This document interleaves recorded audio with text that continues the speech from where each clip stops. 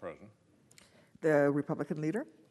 It hardly seemed possible that the reports and images from Ukraine could grow even more horrifying, but they actually have. In recent days, Ukrainian troops have reclaimed the town of Bucha from the illegal and illegitimate Russian invasion. And in the wake of the retreating Russians, the Ukrainians and the press have reported evidence of evil, wanton torture, rape, and murder of civilians. There are reports of mass graves, of people executed with their hands bound behind their backs. The photographs and reports are sickening and appalling.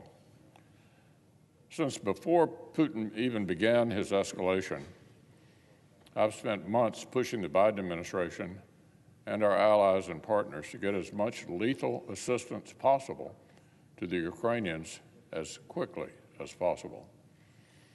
I've supported many of the steps our president has gotten around to taking, but in almost every case, I wish he had acted sooner and more boldly.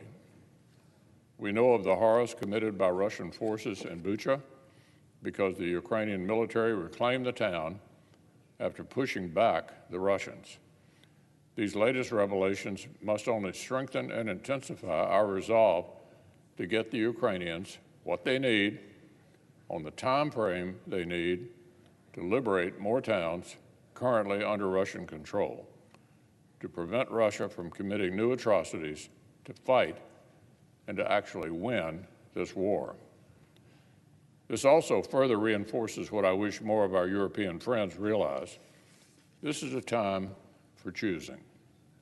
This is not a time for business as usual, and there can be no return to business as usual whenever and however the dust settles. Europe must move more urgently to decouple from Russia. Yes, this will entail some short-term economic pain. Yes, their own short-sighted energy policies have left their countries entirely too dependent, but there are times when geopolitical realities and moral imperatives must outweigh short-term financial costs. Our partners should recognize that such a time is staring them right in the face. So should our own American private sector. Internationally, I'm sure there will be much virtue signaling rhetoric over the atrocities committed on Ukraine's soil by Russia. Let us be honest that referrals to the International Criminal Court or invocations of the UN Human Rights Council may make people's consciences feel better, but will not curtail the atrocities or stop the violence. Only victory in Ukraine can do that. Finally, the outpouring of outrage at these atrocities should prompt a second look at other terrible actions that the world has come to simply shrug and accept. The Biden administration is right to ask the UN to expel Russia from the Human Rights Council, but they shouldn't stop there. The world that rightly recoils in horror at the photographs from Ukraine should not look the other way past X's concentration camps for the Uyghur people.